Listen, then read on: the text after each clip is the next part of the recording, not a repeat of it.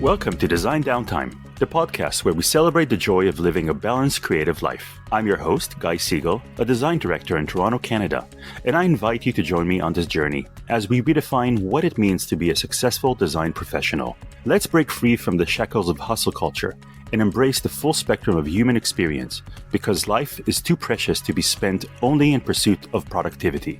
Today, I'm delighted to be talking with Angelina Severino. Angelina is an inspirational design leader with more than 15 years of combined branding and product experience in renowned advertising agencies and various tech companies. As a design lead at Gamgee, Angelina has brought this innovative startup from 0 to 1, from the very first product MVP to a full, complex product with an advanced multi-brand design system. Angelina is a top design mentor at ADPList and a mentor and advisory board member at Women in Tech. Aside from her design work, Angelina creates art posters inspired by graphic design and typography. She and her husband are raising 3 lovely daughters who undoubtedly keep them busy and inspired. Angelina, welcome to the show. Hi, thank you so much for having me. Happy to be here. It's a pleasure. So, as your bio mentions, you love poster art, and that's what you're going to talk to us today about. Yeah, absolutely. I think I would start with a little bit of history. Oh, you've definitely listened to the show before. Yeah. Yes, absolutely. Yeah, lovely show, by the way. Big fan. Yes, so just for the audience to be a little bit more aware of the circumstances why I got involved into poster art. I had to study design history to become a designer with a diploma. So I learned that the poster came to existence as the need for graphic design and multiplication, like newspapers, right? Posters for advertising. This need arose in society during the Industrial Revolution, and lithographic printing opened the doors for reproduction and established the new profession of a graphic designer. And 100 years later, the poster is finally becoming accepted as an art form in itself. Still trying to find its place next to other traditional visual arts. So my art project called Posters was born out of my big love for graphic design and typography. And I aim to promote them as art forms, fully disconnected from their usual practical usage in advertising, marketing materials, and product designs. And with this project, I wish to redefine the boundaries of traditional art forms and elevate poster design to new heights. Also, I believe in the power of the human touch to infuse warmth and personality into our creations. That's why every printed poster of mine is hand finished using traditional painting and drawing materials. These finishing touches add depth, texture, and sense of intimacy, and the presence of the artist to each piece. So let's start, as you know, with the origin story, your origin story with posters. What was your first introduction to posters? I would say it's again the same source. While I was studying, I read and went through very many graphic design books. What impressed me very much is that all these design materials in these books were presented as professional works. None of them were created out of some initial wish of the designer to create a poster. It was always somebody's either order to create it or some client paid for it, like it's some work done for money, or like some governmental assignments, obviously, right? Like revolution, let's go, army, this kind of stuff. Army school, not. It really impressed me that, okay, but what about the author of these posters? Did this person wanted to create it in this way? Do designers have their own style, or we always go with the requirements?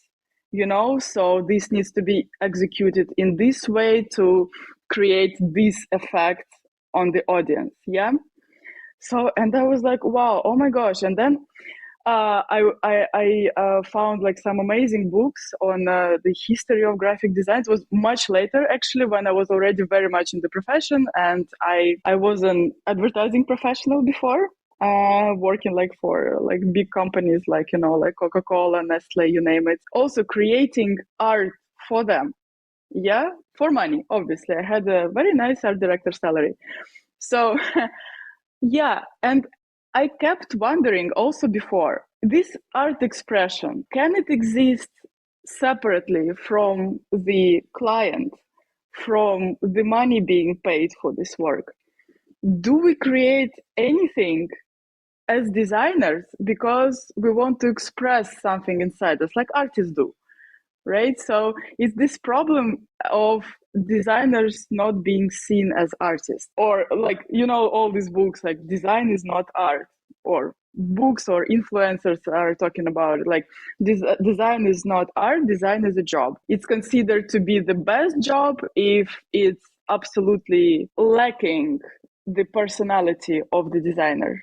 Then it's the best job because you did something that was needed for the company or for the brand or to attract this or to achieve that.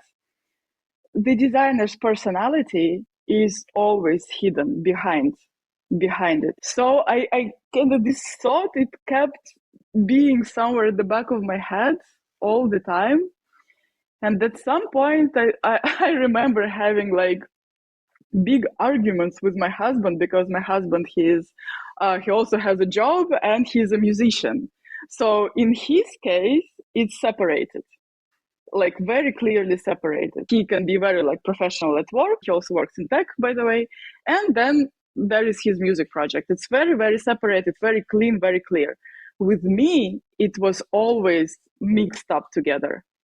So, okay, I think I'm an artist, but I'm also a designer, but I'm working for money, but I'm expressing myself anyways. You see, like you cannot do this design work like absolutely mechanically, coldly. It doesn't work. You express yourself anyways in this work. And you can see, like, if you give the same assignment to different designers, you will see that these assignments will be executed in very different ways, right? So I kept thinking and thinking about it. And at some point I decided, okay, then if I think I'm an artist and I'm a designer, then let's explore my artistic self.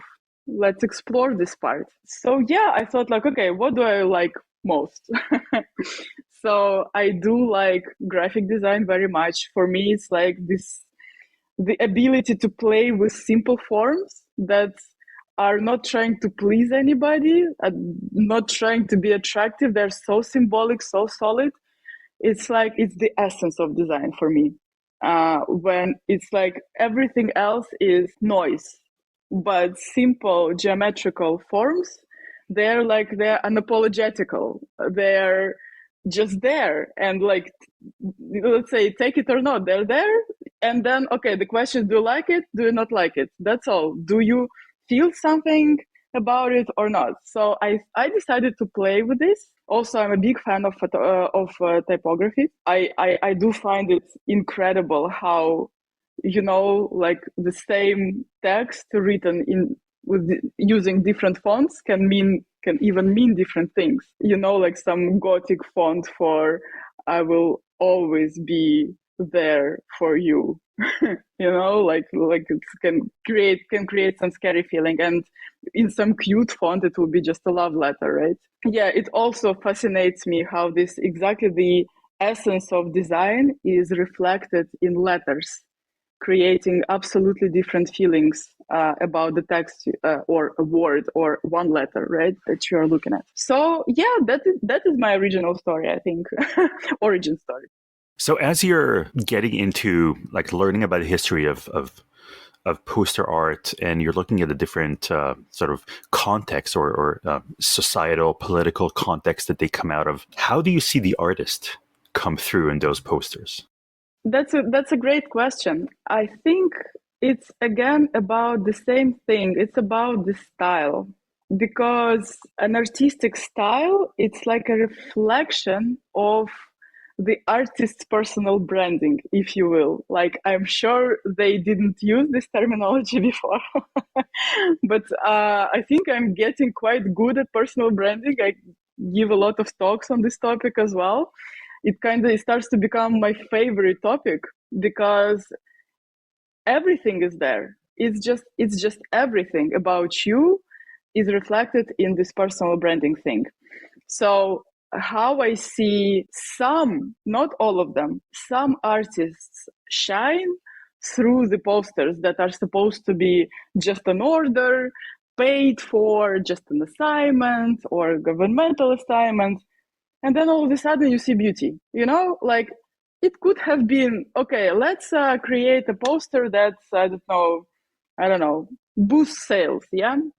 Okay, let's do it. Red, big, chunky letters, some happy person there, let's go, right? But it's not like this. It's never like this. There is always so much creativity. And exactly the way this creativity is reflected there, that is what shows the artist behind. It's psychology, right? You need to think, okay, how will people perceive what I have created? How do you think they will react to it?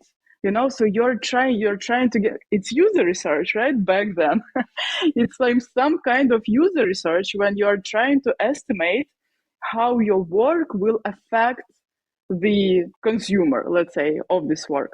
And then when you see like some series of posters created by one person, and you can tell it's created by one person, so it means this person has their personal branding in place.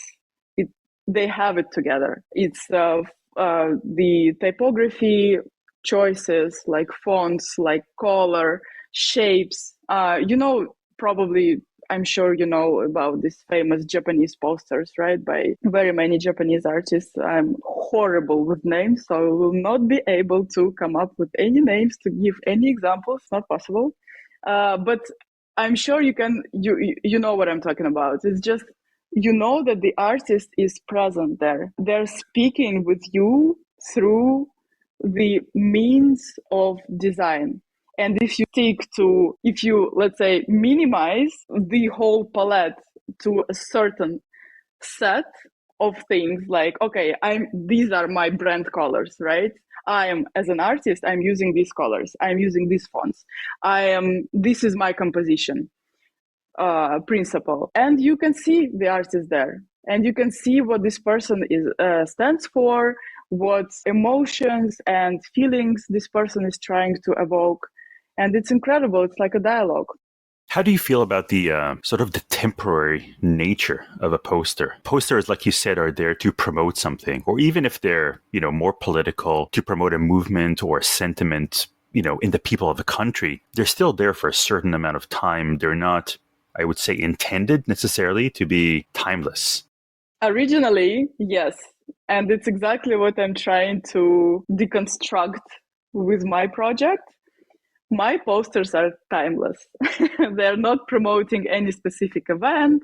They're not selling anything, God forbid. They are celebrating graphic design and typography in my style, because I have come up with my color palette, with my typography choices, with my composition choices, and I'm with my style. So I'm reflecting myself, and I'm celebrating graphic design and typography, because I do believe they need to be celebrated aside from any function that is attached to them all the time. They're only used for some practical reasons. I disagree with that. I do believe they're beautiful in themselves, and that is what I'm actually successfully proving with my project, because I do have customers, they do order my posters. So it means that it's needed. And the timelessness of them is, of course, I'm not even, let's say, pretending that they are about any event.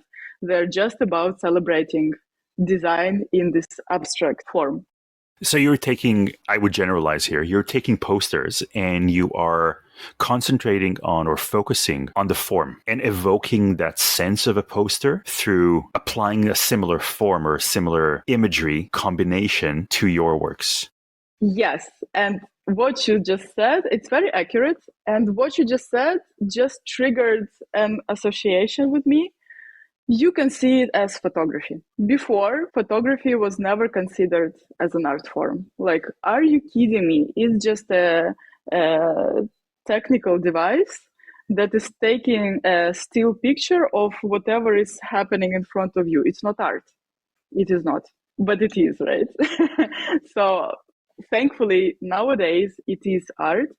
And of course, it's not that easy to go and take this incredible picture that good photographers are able to take. And absolutely not anybody can do that. And I think that is where the artistry shines. It's when you do something that anybody else can deliver, can do. It's like, like everybody can open Photoshop or Figma nowadays, I guess, for graphic design. I'm not sure if Illustrator probably. Not anybody can just open this program and create something that will be triggering feelings or triggering at least some aesthetical pleasure. It's not that easy. And what I'm trying to achieve is to show that it is possible, that graphic design can absolutely exist in its own pure form without, any function attached. Do you think that any poster can be a work of art, or do you need that distance from the use? For example, looking at Soviet era posters now, obviously they're disconnected from the context of that time, which makes it easier to view them as art. Do you need that distance? What a wonderful question. It's it's a question with many layers. I feel like it's better to write a book about it because it's not that easy to answer it, because basically what happens is when you, in the street, like just in the city center situation, you see some wonderful poster advertising some, musical event, or some movie or something like that. And you think like, oh, that's a very good looking poster. And the problem with it is that unlike any Soviet poster that at the moment is already more like an artifact, right? It's a thing. Because also they had a very certain style of executing this poster, right? It's again back to personal branding and an artistic branding. And the Soviet era itself had a very, very well established personal branding. Yeah, and this era has ended. So all the artifacts that were created to accommodate these ideas and vision, they become art. Like, obviously, I saw a big collection of Soviet posters in London, in National Gallery, a massive gallery, Trafalgar Square. You go in there and you have like a huge like hall covered with Soviet era posters, right? It is art, but it was not art, right? At the moment when they were created. But any painting, well, unless it's a very bad painting, would have been considered more art anyways than any poster, right? And nowadays it's the same. So you see a poster in the street and you're like, it's a poster. You don't think it's art. But sometimes I see such incredible posters that I just clearly see that it's an expression of an artist there. Like how the layout is constructed, architected sometimes, the use of the typography, like the smartness of, these combinations of things. And you think like, I often think that like, okay, let's look where this poster will be in 20 years. I promise it will be in some gallery somewhere. But yes, the problem of them being used for, as you said, they have purpose, they are temporary. And this is a problem. You don't create a painting for some purpose. Yeah, it would take too long, right? It's easier, faster to create a poster, right? It's again this industrial revolution thing, and everybody thinks that it's easy to create designs in general. Like the whole profession is slightly, I would say, no, heavily underestimated, because people think it's easy to create designs. But it's extremely difficult to create intelligent, smart, beautiful, aesthetical, something that evokes feelings, emotions. This is difficult. And the problem is that these pieces of art, they're exactly in the same row as some McDonald's advertising. They will be literally next to each other, literally. And this is a problem. That is how people don't see art in them. So when you're creating your poster art, there are a lot of different styles of poster. You mentioned Japanese posters. You mentioned Soviet posters. There's a lot of other, the Swiss school of posters. Art Deco. Exactly. Art Nouveau as well. What is your style? Where do you draw from? Well, I would say I reflect the beauty of simplicity with my minimalistic style, with clean colors, bold typographical elements. My shapes are unapologetically geometric. I don't do organic shapes. I believe it creates a very honest visual language. And in my work, I strive to distill complex ideas into their purest form. Like stripping away the unnecessary to reveal the essence of design. Like to get rid of every decor, every prettifiers, just the essence.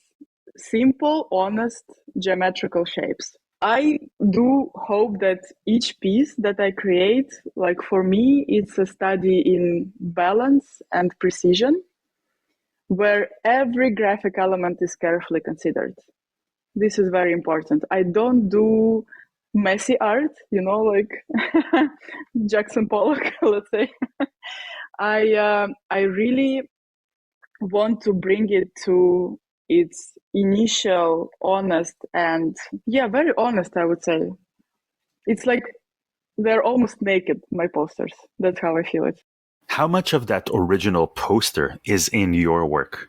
Honestly, not much, actually, if you think about it, because it was actually, one of my first ideas. Okay, how do I make it look more poster? Do I go for this poster feeling? Do I fake advertise something?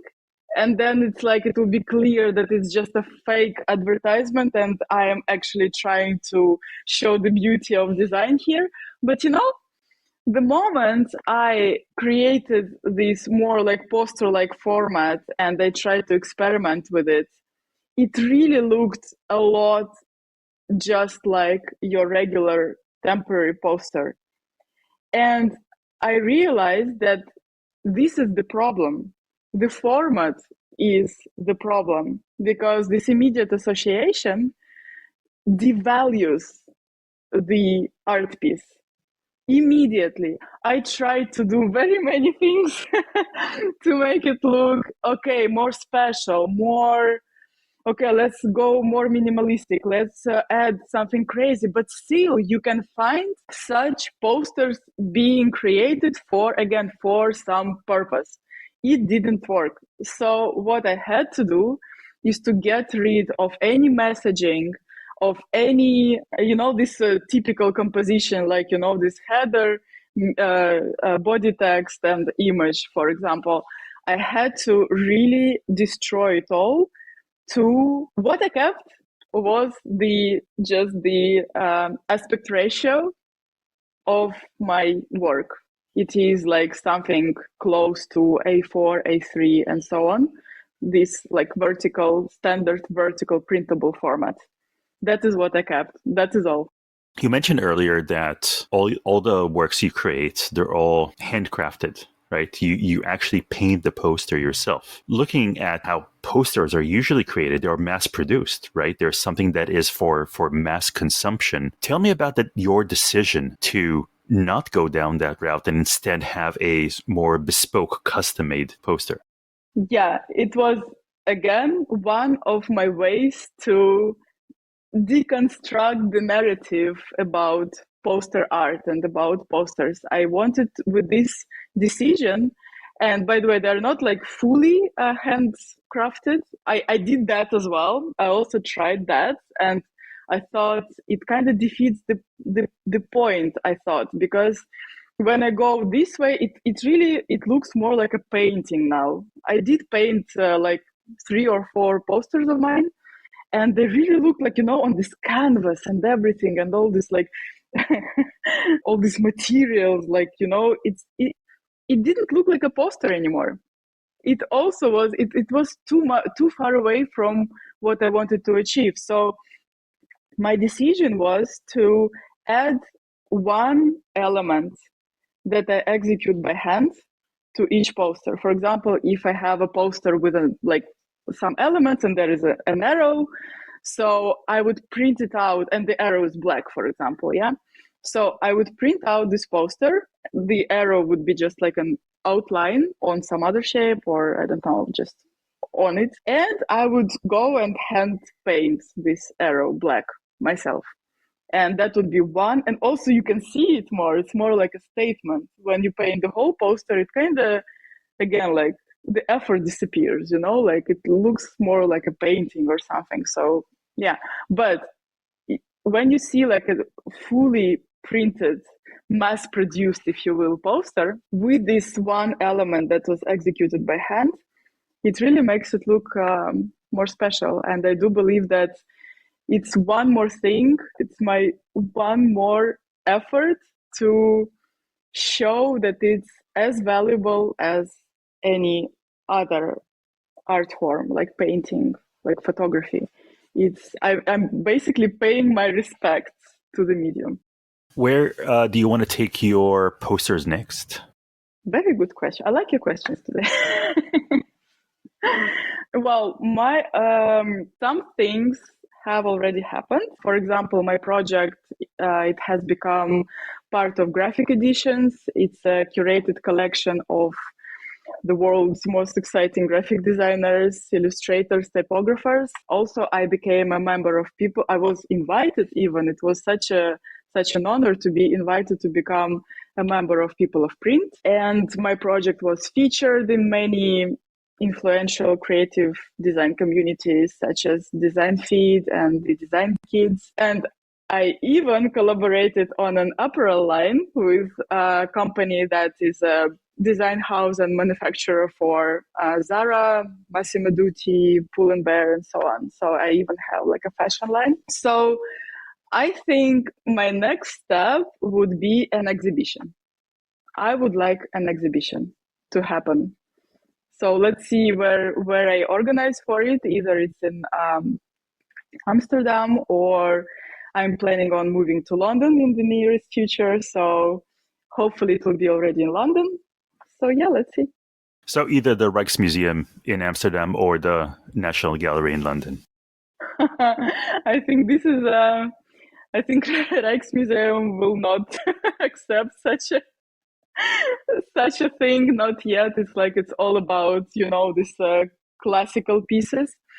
But Stedelijk Museum, for example, in Amsterdam, they're pretty open to new artists, to fresh new ideas. So yeah. Looking forward to visiting that show. Awesome. I will invite you. Angelina, where can people find you? People can find me on LinkedIn if you just type my name there. And also I have a website. It's called angelinaseverino.com. And there you can also see links to my Instagram, to my multiple accounts, to my personal account, to my poster account. So yeah, you're welcome. Thank you so much for joining us today. Thank you. Thank you for having me.